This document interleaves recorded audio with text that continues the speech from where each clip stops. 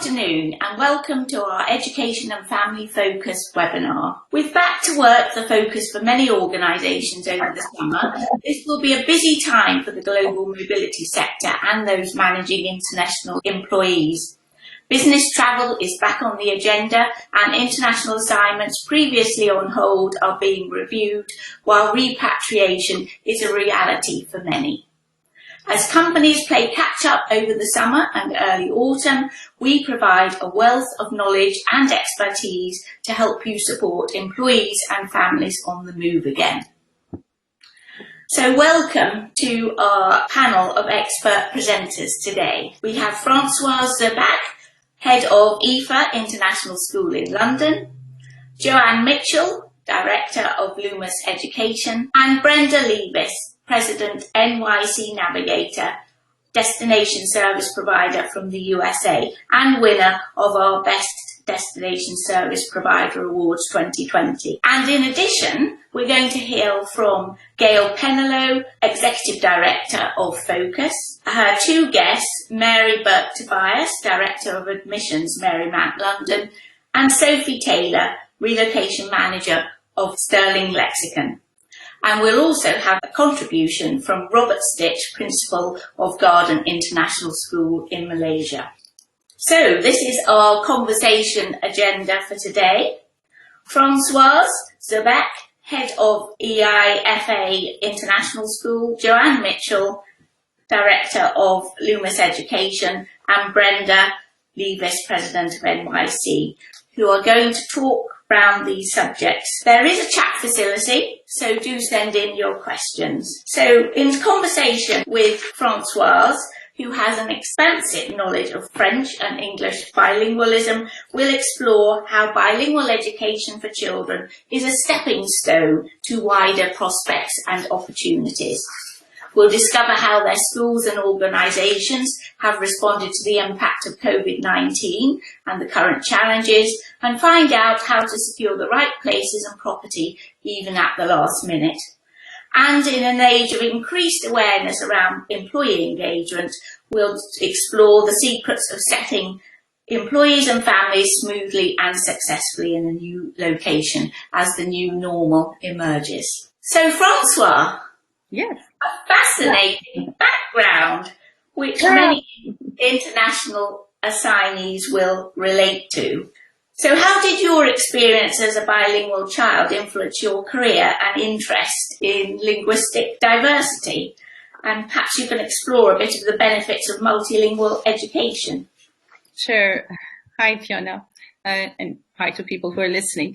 So yes, I can say that I really experienced it as a child because I was brought up in Morocco, and then my family moved to Canada. So I went to an English school in Canada because my mother didn't speak a word of French and my parents used to speak English in between them. And so I went to Montreal to an English school until I was about 10 years old.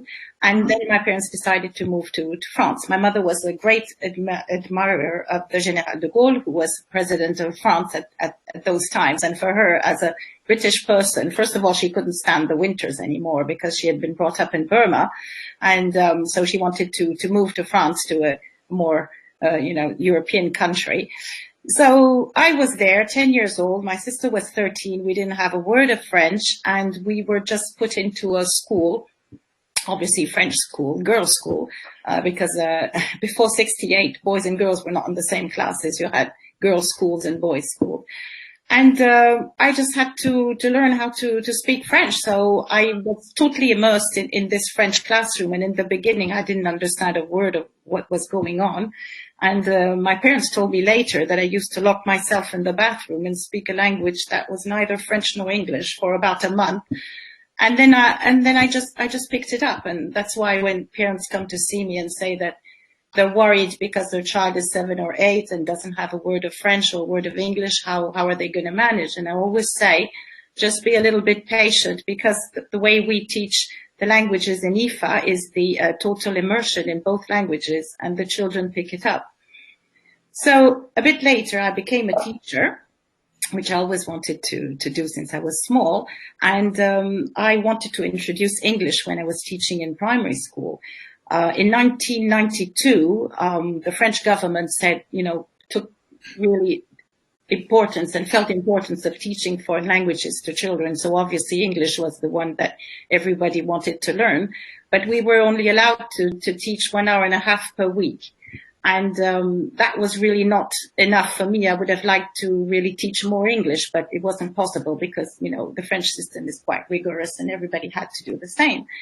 So I thought that I wanted to share my experience with my pupils in year 6. So I taught year 6 for about 15, 16 years.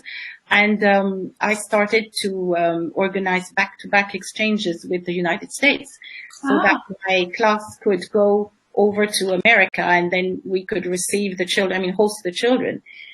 So there was an organization called La Ligue de l'Enseignement that still does those back-to-back. And so I took my pupils for 2 weeks in an American school in different places in the United States. So they first started to talk to each other with their American family. And when I started, there was no internet. So everything was by, emails. We used to, not by emails, by letters. So we had to send photos of the school, photos of the house, and if there was a pet. And then we used to put the children together. And then off we went with the children. It took about 25 children every time to an American class in different places of the United States. And after, so obviously the little French children were trying to speak English. They had knowledge of English, which the Americans didn't have any knowledge of French. So obviously they were speaking much more English. And then the little Americans would come a bit later in the year for 3 weeks. And there was another chance for our French children to practice their English.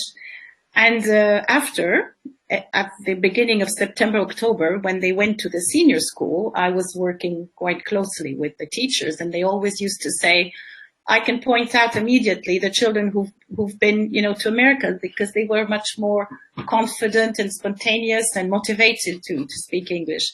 So I know how important the bilingual education is. And then I had the chance to come to England. I was appointed as the head of a bilingual school that is part of the Lycée Charles de Gaulle as an expat for 5 years.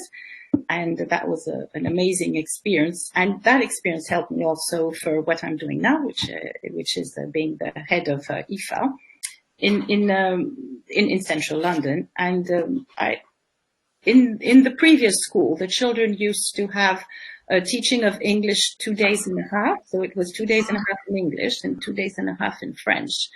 And that meant that if there was no French or no English at home, they could stay 4 days or 4 days and a half without hearing the other language. At IFA, we do things differently. So the children are immersed in both languages every day. And I really think that it's the best way of doing things because it's important for children to speak both languages every day rather than having this, this shared between the week. So this is all about the immersion. So Joanna, can I introduce you? Joanne, is that your experience as an education consultant? Yes, it is. And I think what Françoise said about the confidence of a child being able to speak 2 or more languages, it's so important. And many of our families, and many of the families that Françoise deals with have parents who have at least 2 nationalities and maybe 2 or 3 passports. So they're very accustomed to moving around the world. They want their children to have a sense of global mobility, global mindedness, and they are aware that being bilingual will give their children added advantages that other children don't have, greater access to jobs and greater global mobility in the long term. So it's absolutely, it's vital, bilingualism in our culture now. Thank you. And this switching backwards and forwards, I think, Françoise, is what helps the multitasking, and that's what gets the brain. Yeah, that's what the recent studies, there's always different studies about bilingualism, and one of the latest one is the book from Albert Costa, which is called The Bilingual Brain. And in this book, he explains that when you speak 2 languages, sometimes most of the times you have one language that's stronger than the other, because, for example, for me, it's French. You can hear, because sometimes I hesitate and search for my words. But it's the most important thing is not so much being a perfect bilingual person. The most important and the most effect on the cognitive development is this switch between the two languages. Because if you're speaking to a French person, you're going to, because the language is above all a culture and you're a cultural person. So when you're speaking in French, and to a French person, for example, you're not going to speak in the same way as if you speak in English to an English person. And because it's a whole block, it's the culture, the feeling, the emotions, they come out differently. And when you have two languages, you can sort of switch between these two languages and think, okay, I could say this better in English, or I could say it better in French. I was thinking, for example, I've been hearing a lot of journalists, English, who use the word naive a lot, but that word probably does not exist in English, or it's not so precise, and we also use English words. So it's the enrichment that both languages bring to the thoughts and the brain, and the more words you have, the more thoughts you have, and the better you can express those thoughts. And two languages, or three, most of our pupils at school even have three or sometimes four.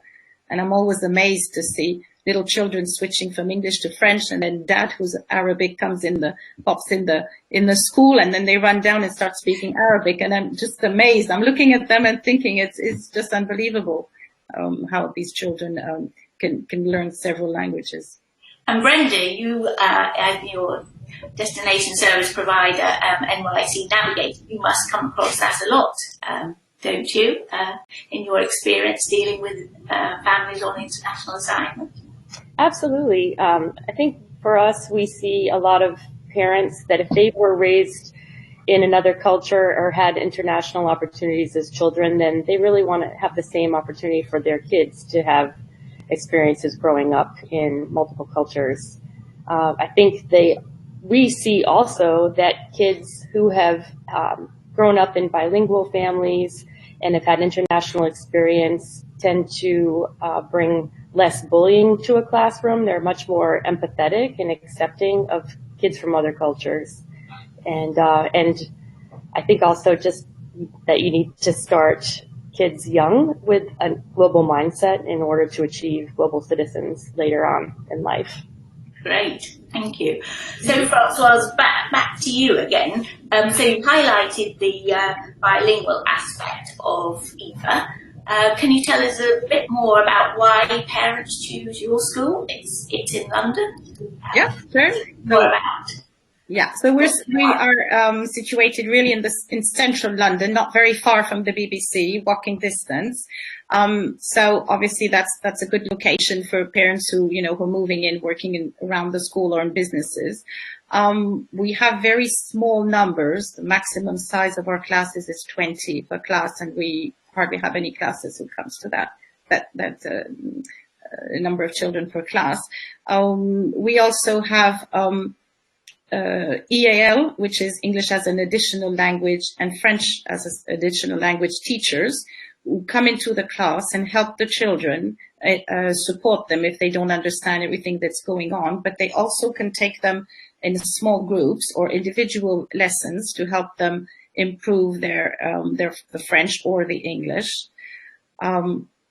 The parents love the family atmosphere of the school because we only have 2 classes per age group. So it's a relatively small school, and we want to keep it in that way. Also, we do not select our pupils. That means that when they come into the school, even if they're 7 or 8 and they don't have any French at home or English at home, it's for us, to make them learn and enjoy learning foreign languages. So we do not test our pupils when they come in. Our curriculum is really well balanced between the French curriculum and the British one. So we try to take the best of both of curriculums. What could I say else? Well, we take children from a very young age, from 21 months.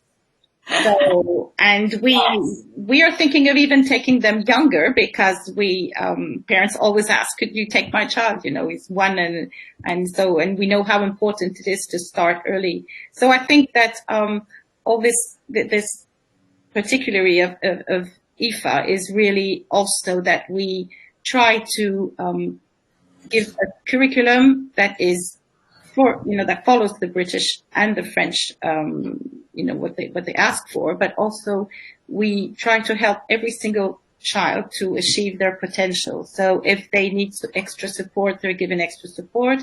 If we feel that the child is brilliant in one subject and needs more, we give more. And I think that our small numbers allow that as well. Yes, great. And we've got people coming in with the chat agreeing with this.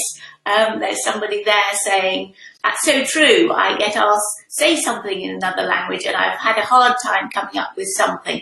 But if someone comes up to me and speaks a different language, I have no problem switching my brain over. So there you are. So that's Keely Lindblom. So thank you for commenting and other people joining in. Thank you. So we've had the overview of the school, but let's now go over to Joanna to give us a bit more of a perspective about the education consultant's viewpoint. Was there anything else you wanted to flag up there? Yeah, I'm very interested in what Françoise had to say about how she incorporates the British and the French systems at IFA. I think IFA does a great job of doing this, but Françoise, what's the difference between what IFA does and the traditional French system that's regulated by the French government? So, for example, if we take the subject of learning how to read, in the French system, you start working on the phonics in Grande Section, which is year 1. So you're going to start slowly to work on that. In the English system, you start phonics from the age of 4, where you start studying different sounds. So so you learn how to read earlier in the British system than you would in the French. So what we do is that we teach our children how to read, starting like an English school would on the English side. Okay, so that's in reception and year 1. And then when they arrive to year 2 in their classroom, they already know how to read in English. Obviously, you carry on, and then we start learning how to read in French. And as I often tell parents, you only learn how to read once in your life. What you do after is you transfer the skills from one language to another. Another difference compared with a French traditional school is that we do more art. We've got the children have an art teacher, music teacher, a ballet teacher. So we do more activities around the creativity, which is more like an English school would do. So it's really trying to do the sort of rigorous French approach to teaching, but also bring all the creativity and the child-centered approach that the British would do with their pupils. So it's really a sort of mix, of both of the systems. Because I worked in a more French traditional. When I was at Charles de Gaulle, it was a little more, although we did use obviously elements of the British curriculum, but it was a little more, I would say, a little more French than we are. And also what we try to do is open the children to other, not only the British and French system, but, we do international events, and we try to value other languages that the children can speak at home. I think that's fascinating, and I love the fact that you value the English early reading age, which is great for some people, but some of our clients who are relocating, say, from Europe or Russia or the former Russian states, their children learn to read later. So some people, they prefer that because they find it too young, and it's interesting to see what different families will prefer. Yeah, and I asked the head, we've got a head of early years, Rebecca at school, and I asked her, why do you think that, in the English system, you start so early with the phonics, like at 3-4? And she said, because in fact, there's so many different sounds in English, there's many more sounds to learn. And from an outside, from a French point of view, for me, it was more difficult to learn how to read in French than in English, but apparently not. There's many more sounds in English, so that's why they start earlier, I think. Oh, that's brilliant. Thank you. Thank you. Yeah. So now over to some more burning issues where we'll explore a bit more fully. But now let's go on to talking about the impact of COVID, and that's how that is all affecting you. So I think, Joanna, if we can just have a quick look at your background. We've heard some details about your education consultancy, but let's hear from you how you think COVID is impacting your clients and children and how that relates to supporting families. Sure. Thank you, Fiona. I think COVID has had a big impact on working parents and on employees and families as a whole, because especially relocating families haven't been able to relocate. So they've been, in their home country, or perhaps they were relocating back to their home country and they're stuck in their host country. So that has been a real issue. We've had to provide a lot of online tuition for our families to enable them to continue access to education. Some schools globally have provided brilliant online programs, and Françoise's school IFA was one of the schools in London, as well as Queensgate, who had a brilliant online program. But not every school has had that. So we've had to step in and provide that support for families to enable the children to have a continuity of education. The other issue is that some countries have been on lockdown at different times to other countries. So we have a family at the moment in a former Russian state who are on lockdown till the 1st of August, hoping to relocate to London, and they're unable to. And the other issue is the quarantine regulations that have been changing, the 14 days in Europe and the UK. So again, this has placed a lot of strain on families. So we've really tried to support families as much as we possibly can, both educationally and culturally through Zoom. And all of our cultural programs, for example, have been delivered to companies and to families via Zoom during this period. And as much as we can, when families are able to come to London, we support them face to face. But it has been a case of really allaying parents' fears and trying to fill in those gaps that have been caused by the pandemic. Thank you very much. Brenda, if we can have a word with you now. Brenda Levis, as we've said, is president of NYC Navigator, the DSP in the USA. So we had a brief discussion before we met up, Brenda, and you went through a lot of fascinating things in the US that really are front of mind for a lot of people managing international assignments and for those who are already there. So can you perhaps highlight some of these areas like visas and leases broken, isolation, logistics, all those sorts of things? Sure. Thank you, Fiona. We've had families that have come in during COVID into the United States where they had little ones that weren't able to start school. Families didn't really even know how to go about or get kids into Zoom classes and whether that would be something they would want to do in a foreign country. So I think that put a lot of strain both on family life at home for the little ones not being able to make any new friends, but also for the parents not being able to meet anybody in their new community. I think that was a very challenging time for them.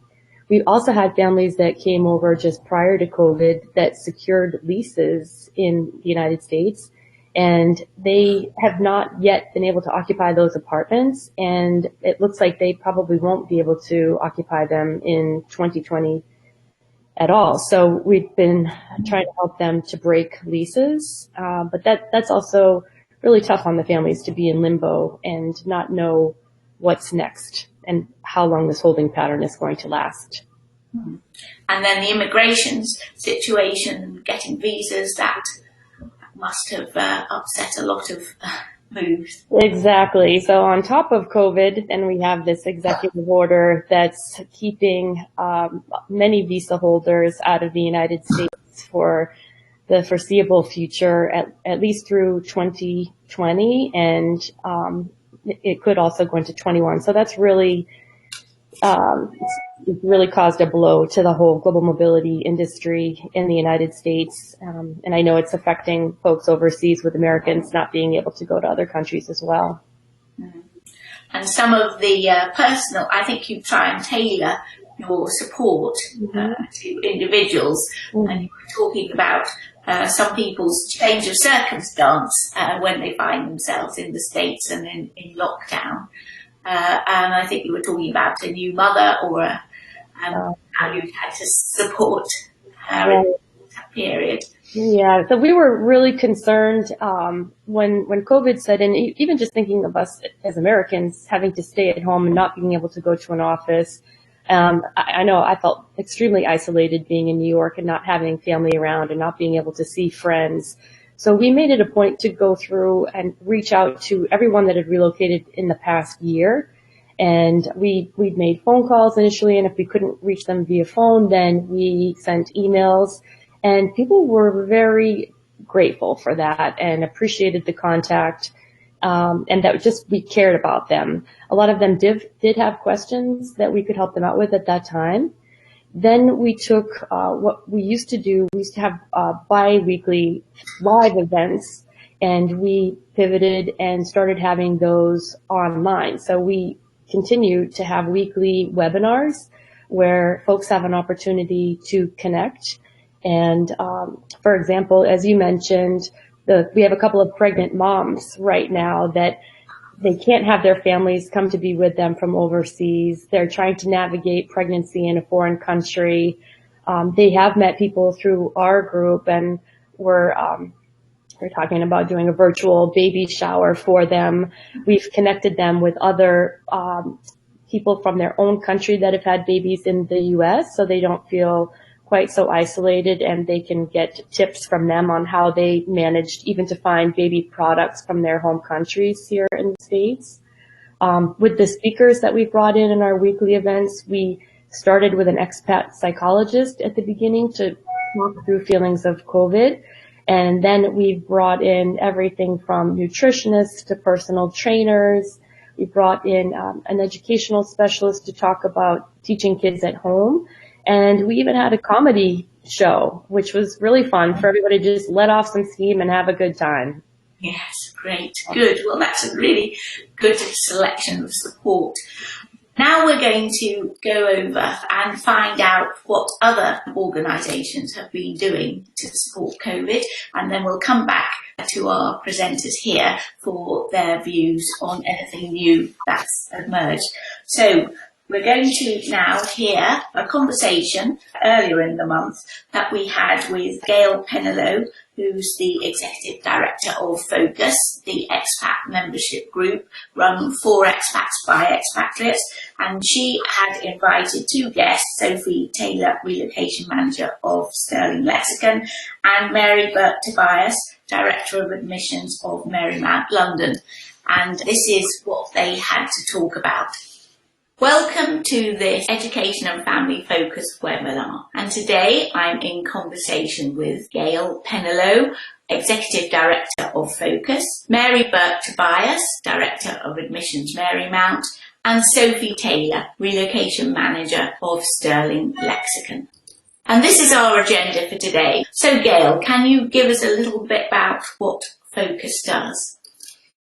So Focus was actually founded in 1982, which makes us 38 years old, and we've been helping thousands of people settling into the UK from all kinds of different countries and backgrounds. So most of them would be sent by their companies, and the company offering the membership, the Focus membership, to their assignees, and which we will provide them support. And we have resources, 38 years of resources of living in the UK. We have a very, very successful program, which is the Career Development Program, which is aiming to the partner, because when usually most of the time the couple actually moves into the UK, one of them has a job, but the other one has to follow. So the other partner is usually a bit frustrated because he has to give up everything back in their country to actually come to live with the loved one. And so that's why we're coming in the picture, because we will help the partner to actually find a job, to go back to whatever they are working in. And so we have put in place lots of different workshops, lots of different events, helping them to go back to work. So how have you had to adapt your services to take account of the new COVID restrictions? And now, of course, we are certainly in the UK, less locked down and people going back to work. Yes. So we managed to actually keep everything as planned, which was great because all the events we were planning on having face to face were being held remotely. So we offered everything we were supposed to, which I'm very proud of. So we even published Storm Magazine during lockdown. So yeah, everything went very well, and actually it helped way more people than I thought, because we were able to reach out to people who were far away, and because lots of them went back home or somewhere else to lock down. And so even those people who would have not been able to attend any events face to face have been able to attend all our events online. So it worked very well. Good, great. Now, what about you, Sophie? How have things had to change from your perspective? So for the assignees who were able to travel, because of course a lot of them have seen their assignment being put on hold due to the travel restrictions, but those that were able to travel and needed to find an accommodation, we've been arranging virtual tours whereby we provided the assignees access to videos of properties that we'd sourced and which were in line with their requirements. We've also been able to assist assignees with finding serviced accommodation. So for those that weren't able to move into a rental property or permanent accommodation, we assisted with sourcing temporary accommodation in the form of a serviced apartment. And for those assignees who returned to their home country, who were on assignment in the UK, we were able to assist with the packing of their goods and removal back to their home country without the assignee being present. So we were able to FaceTime the assignees whilst packing their items to make sure that we were packing the correct item and not the landlord's belongings. And what about you, Mary? What happened about your families, your borders? Are they still in the UK? And how are you supporting families coming in now? So Marymount London closed 1 week prior to the UK government making its decision. That allowed us, fortunately, enough time to get all of our students back to their home country. And we were able to continue with online learning from day one. IB learners and teachers really thrive in a creative, collaborative, and interdisciplinary environment. And so although this situation certainly was not ideal, it really did teach us all how to dig deep and learn new skills along the way. And, just like Sophie, we continued on with virtual tours. The admissions team continued to partner with families. There were some families who were going to be relocating into the UK whose relocations were put on hold, but have chosen to send their daughters to Marymount ahead of time, so to get their transition started. So again, we've worked very closely to assist those families in getting their daughters ready for this important transition. At Marymount, as I mentioned, we have students from over 42 different nationalities. So every student at one point or another has been the new student. So we work very hard to partner with the families and the students so they feel that Marymount is their home even before landing on UK soil. And what do you think are the biggest challenges at the moment? So let's go over to you, Sophie. Quarantine's been introduced for some countries, and in others it's more easy for people to travel.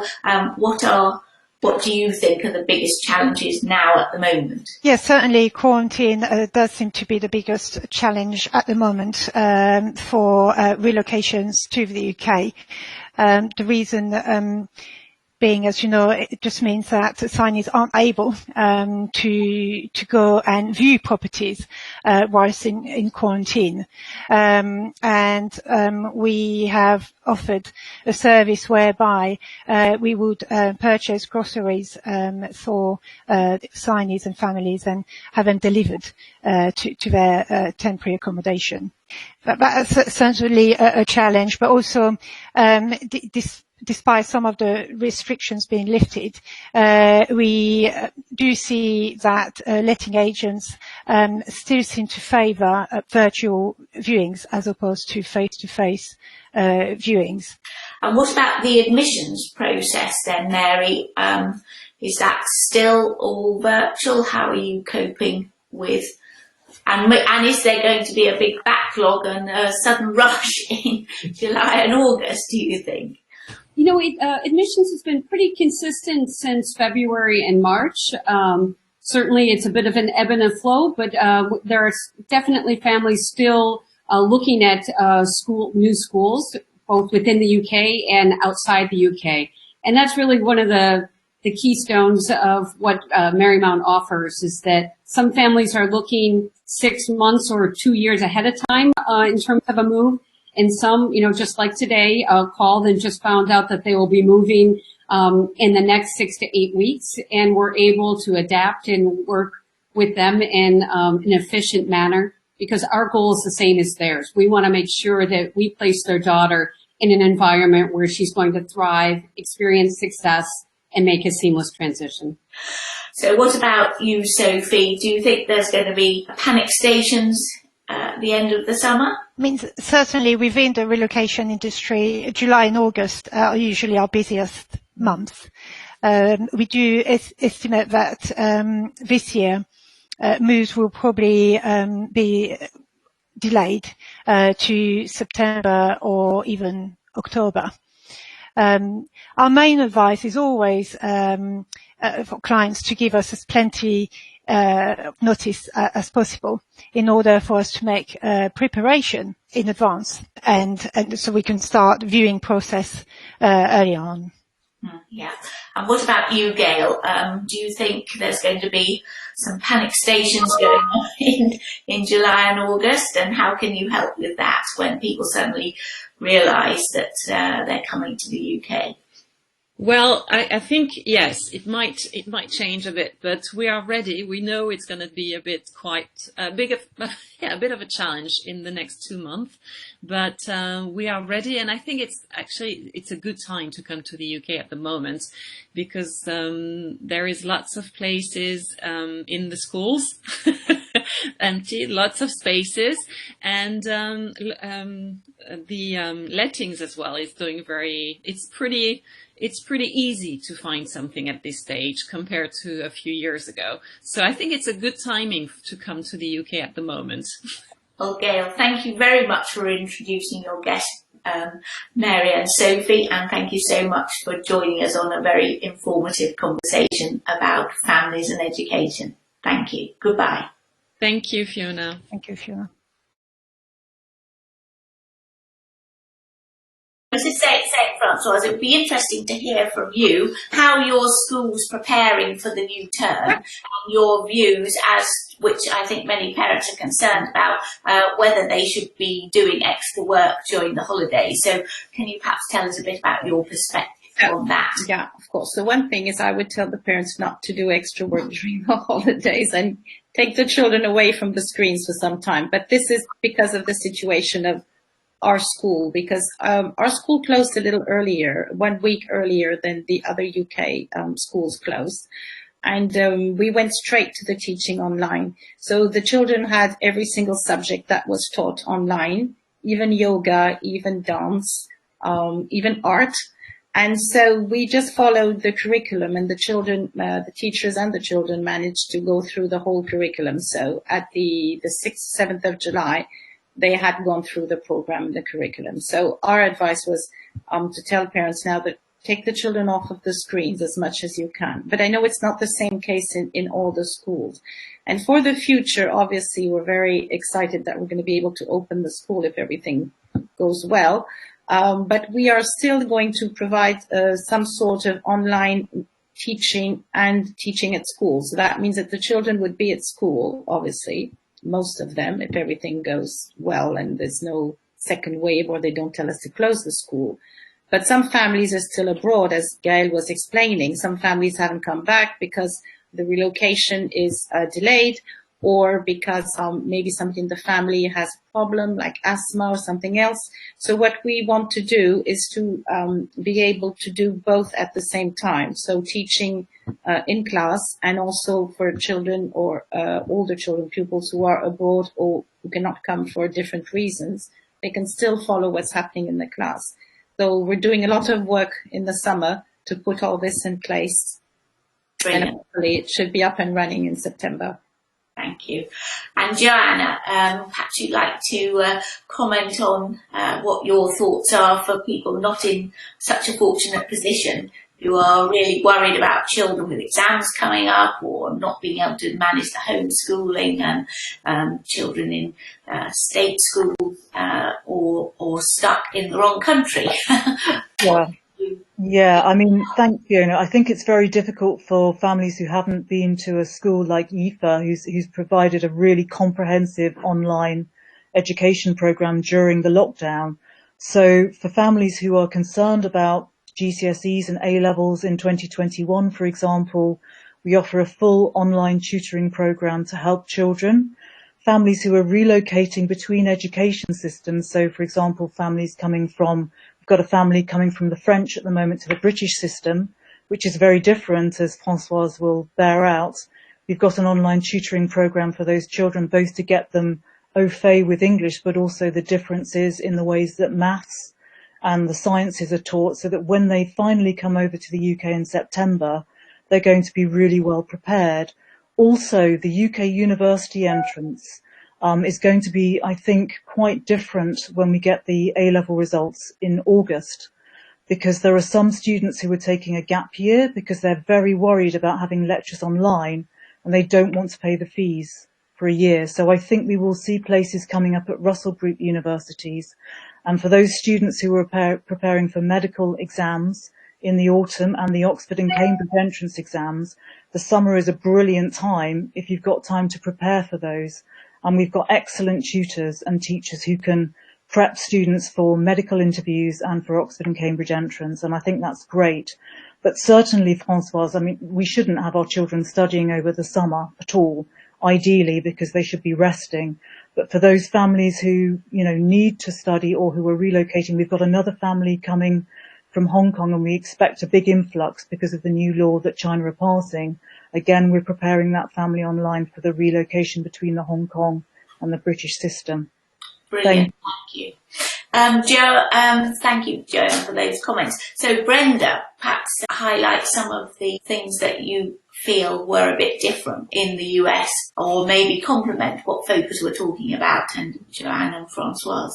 Sure. I actually had a question for Joanna about whether you're seeing families postpone their assignments, or perhaps the working employee might move ahead and leave the family behind temporarily because they're intimidated by homeschooling in a foreign country.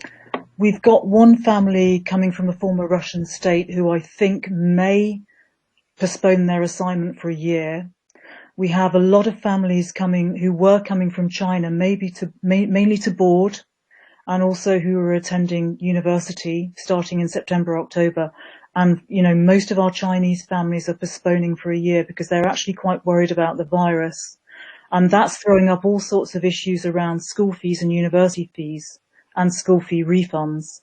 So what we find is most independent schools are being very, very understanding about refunds, and they are refunding fees for Chinese families who are unable to come. Also for British families and other international families, we're seeing good reductions, so 10 or 20% reduction on school fees to represent the not lighting, or heating the buildings. But schools are telling us that teachers are their main expense, which of course they are. And because teachers have been employed throughout the lockdown, 80 to 90% of the cost of school fees is paying for those teachers.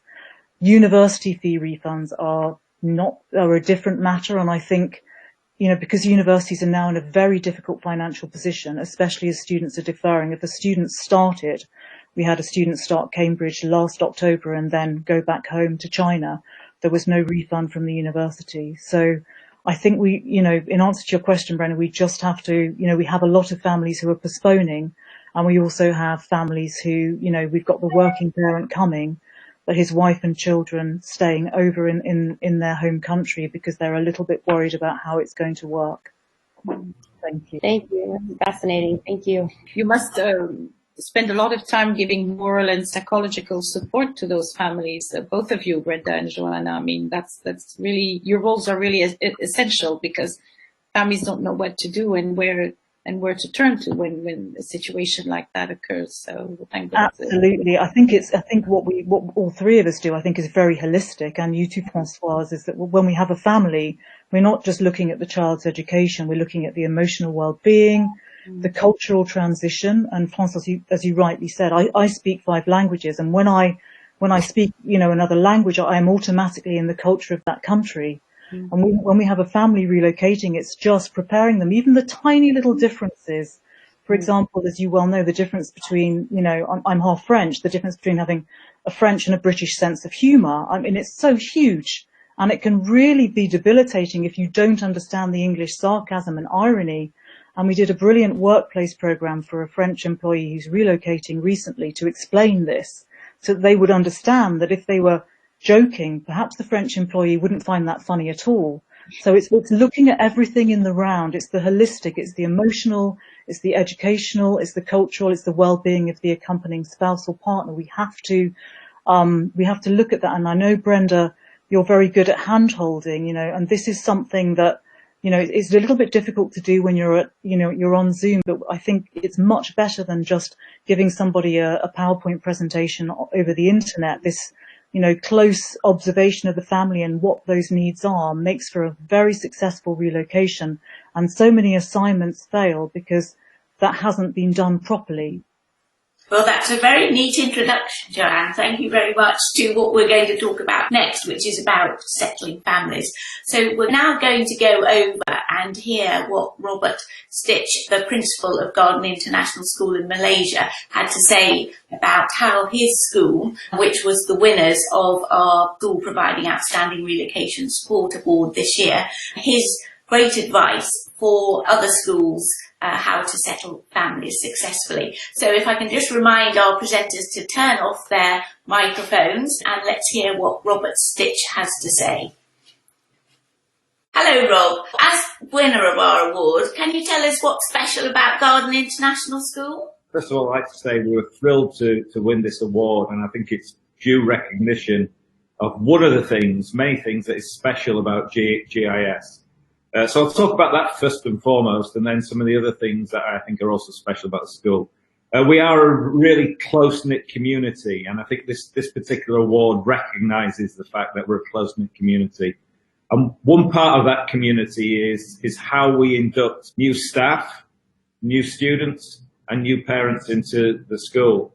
At GIS, in terms of their induction processes, is head and shoulders above any other school that I've worked in or any other school that I've visited. So I think it's great recognition about what is special about GIS in terms of the community.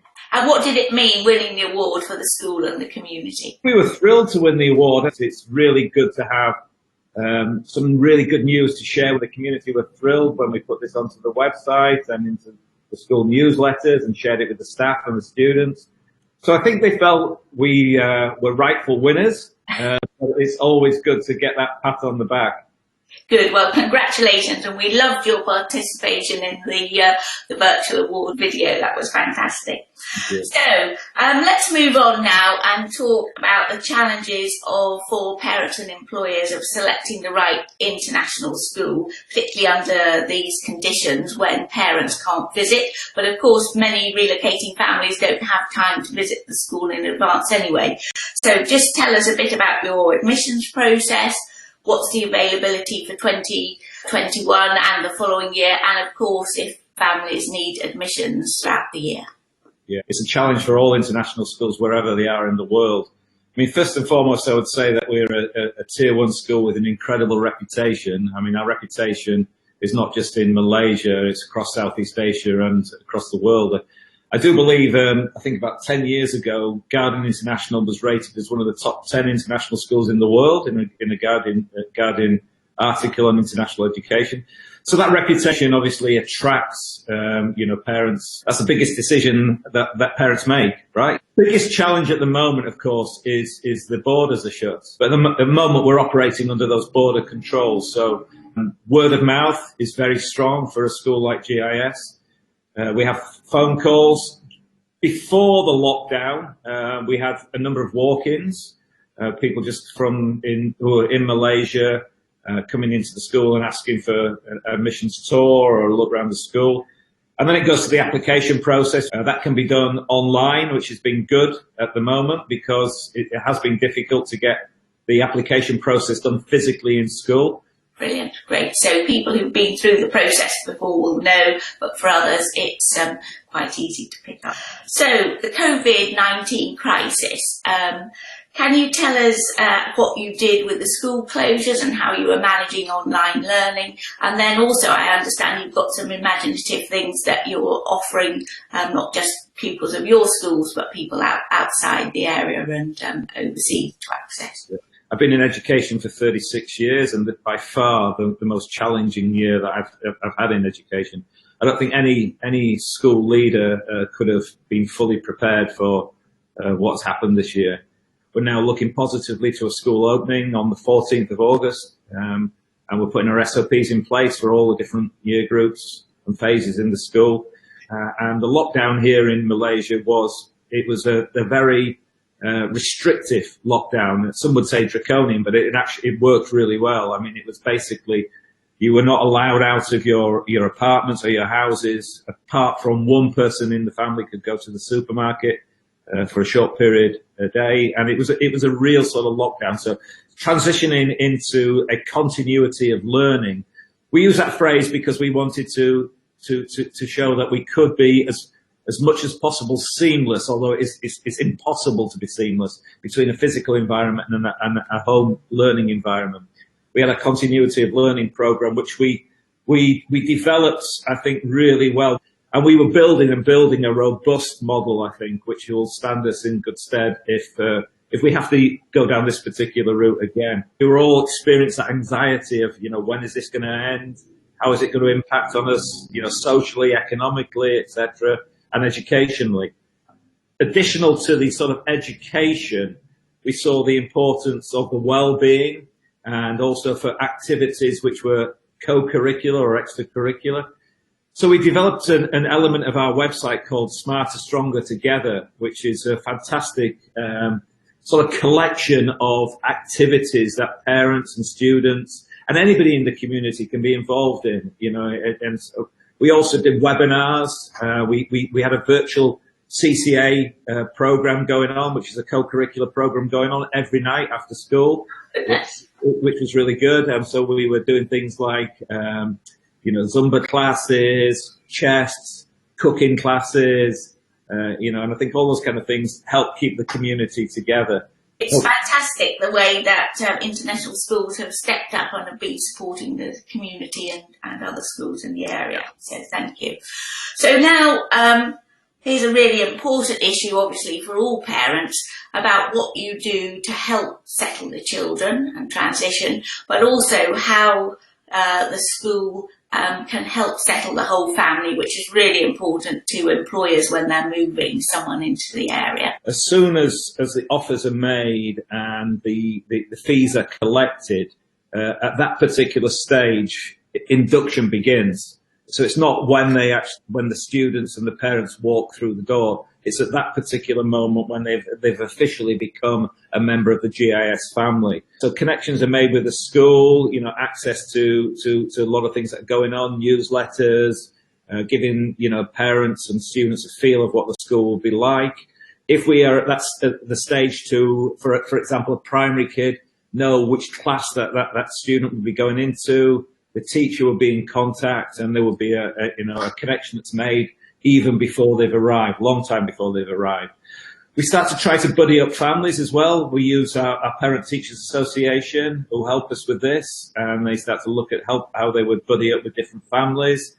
So a lot of this is induction begins even before the families physically arrive in KL or physically come to the school. Then we have a really, I think, fantastic event which is called the New Family Induction, which is a whole morning event and goes into the afternoon where new families come in. There's a degree of formality around the initial parts of it, but it's just in time information. Don't overload the parents and the students with too much information, but then also to expose the new families to everything that we've got to offer as a school. So our co-curricular program, for example, we have 200 different activities that go on in our co-curricular program, so they get some feel of that. We're an Apple distinguished school, so they will see, the technology that we use within the school. So a lot of these kind of things go on with that new family induction. But we then have a series of parent workshops over the first term, which are directly linked to new families coming in. So they will focus on maybe life in Kuala Lumpur, activities that you could be involved in as a family and as an adult, opportunities for spouses or non-working spouses to get involved in the school or get involved in some of our service projects. Like we work very closely with the refugee community, and a number of our new families become involved and helping out with those sort of service projects as well. So those go on for the first term, and then also we have a number of coffee mornings with the principal, coffee morning with the head of primary, head of secondary, with the new families, just to see how they're feeling and how they're settling in. For people who don't know, what curriculums do you teach and the age levels as well? Well, we finish off with the A level, so we're an A level school, and we do the IGCSE. We follow an amended model of the British curriculum in the primary school, but that's basically we model around the English curriculum, but we have flexibility to do what we think is best suited for our students. Great. And languages, you cater for plenty of different languages? Yeah, Malaysian students who have Malaysian passports have to continue with Bahasa, which is Malay, but we offer in the primary school Mandarin and a second foreign language, so a modern foreign language, French or Spanish, and that continues through into the secondary school as well. Great, thank you. So just to give people a flavour of what it's like living in Malaysia, perhaps you could share what you particularly enjoy doing yourself, or what's special about living and working in the area. And maybe about what you do in your leisure time when things are better and travelling around other parts of Asia, perhaps. Yeah, so I've got quite a lot of experience in Southeast Asia. I spent 15 years in Hong Kong prior to coming to Malaysia. Had some time in the Bahamas as well. I run an international school in the Bahamas.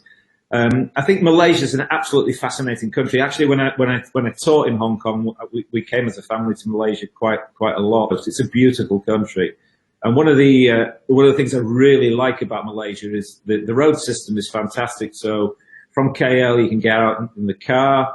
In a few hours, you can be up in the Cameron Highlands, or you can be over on the East Coast, staying in a beautiful resort, or you could in a low-key eco-tourism place as well. So there's so many opportunities to see a very, very diverse culture, I think, in terms of Malaysia. And that, again, the diversity is something that I really like. It's a country that has got that sorted. I think it seems to be a country where different races and different religions seem to live and work side by side with a great deal of harmony. It's a great place to live, but it's also a great place to run an international school, because you don't feel that you're operating in a cocoon. You actually are part of the wider community, which is great. There are a number of other really, really good schools here, a good choice of schools for parents to look at.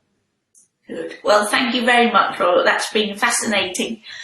Conversation about the school and hearing all about Malaysia, and I can absolutely see that parents will and their children will experience a very warm welcome. So thank you very much for your time today. Goodbye.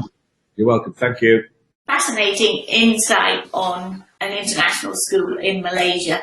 So we're running out of time, but I think we've covered most of the topics we wanted to. But let's just, as we wind up, have perhaps a top tip from each of you about welcoming a new family.